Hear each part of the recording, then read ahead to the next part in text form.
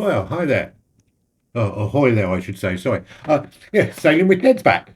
Yep. Now, the sail is giving me a great deal of problems. And also, doing the YouTube's given me a great deal of problems. Unfortunately, I've had to do a voiceover onto this for some unknown reason. The microphone wasn't working on the thingamajig, and also the microphone would have been too far away to hear what I'm saying. But what I'm doing here is because last time I took the boat out for sail, I got in such a mess with all these lines and ropes and strings and bits and pieces that I thought next time I go to the boat, if there's no wind, I'm going to put the sail right up to the very top because all I wanted to do was to sort the bottom of the sail out.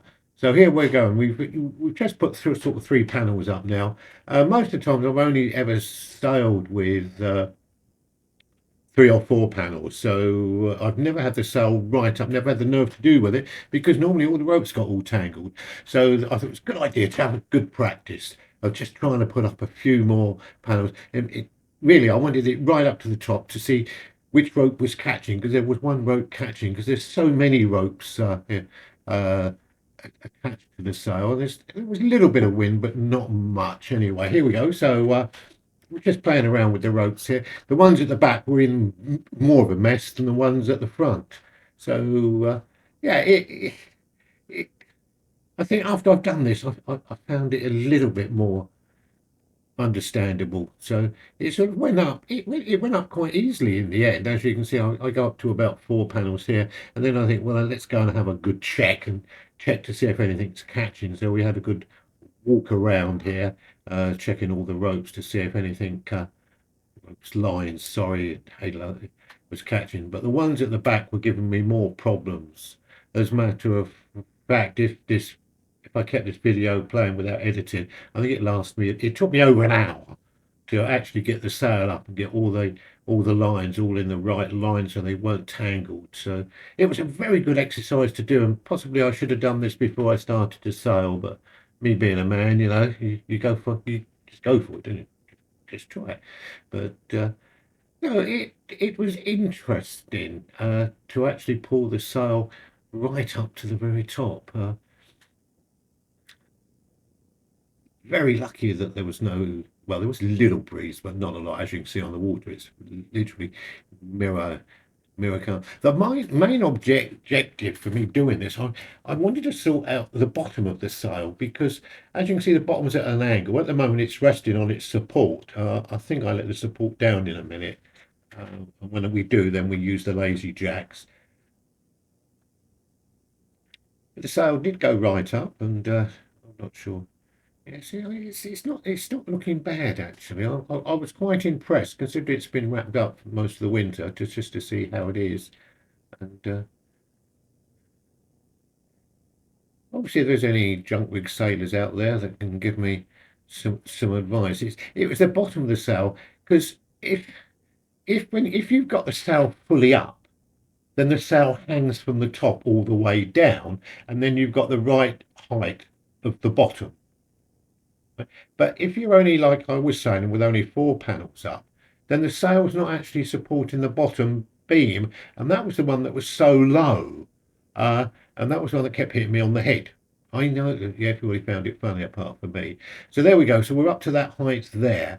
You see then. So what I wanted to do was find a way so that if that's the full height of the sail, then that's the height of the bottom. And there was a green strap there that I'm just going up to look at there, which supported the bottom. So I've adjusted that. So I've actually raised the bottom of the sail by about 6 inches. That bottom boom, or batten, raised it by about 6 inches, which made it sail a lot better. As you can see, the laser jet support it there. So it was, yeah, and it's so that was the correct height for it. Where before it was a lot lower, which was that was why. But most of the ropes or lines were okay, and I didn't have that many crossed. There was one major one crossed, which was twisting, which was causing it to catch. There's that strap I've just taken off there. Uh, but the ropes that can, the ropes, sorry, the lines. The ones at the back, they were the ones that were really in a mess. It was like a bird's nest. They just weren't going up straight. I think I spent nearly half an hour to an hour sorting them out.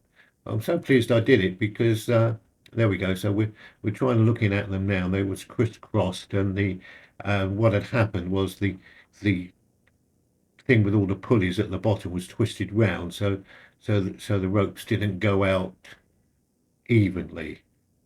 No, it was interesting. It's a shame, really, that we haven't got the sound of me talking as I'm doing this, because I could have explained it so much better, and I could have told you what I'm looking at. But no, he's got, and we did actually take it out the following afternoon, and we had a cracking sail with it. There was just the right amount of wind for me to practice. I managed to do a few turns and got back and everything. So I was very, very pleased, and I'm glad I finally had the nerve to put the whole sail up and enjoy, yeah, the fun of sailing a sailing boat. Anyway, look, we've come back to the camera now, and I'm just going to walk away from the tripod there and just show you the whole sail up. So uh, as you can see, it hangs there quite well now. And when it filled up with wind when I was sailing, it was quite good. We managed to take the fold out of the bottom panel by just pulling it forward, which was good. So no, it was a cracking day. As I say, that was the strap there that I had to raise up so that it didn't hit me on the head every time it swung round.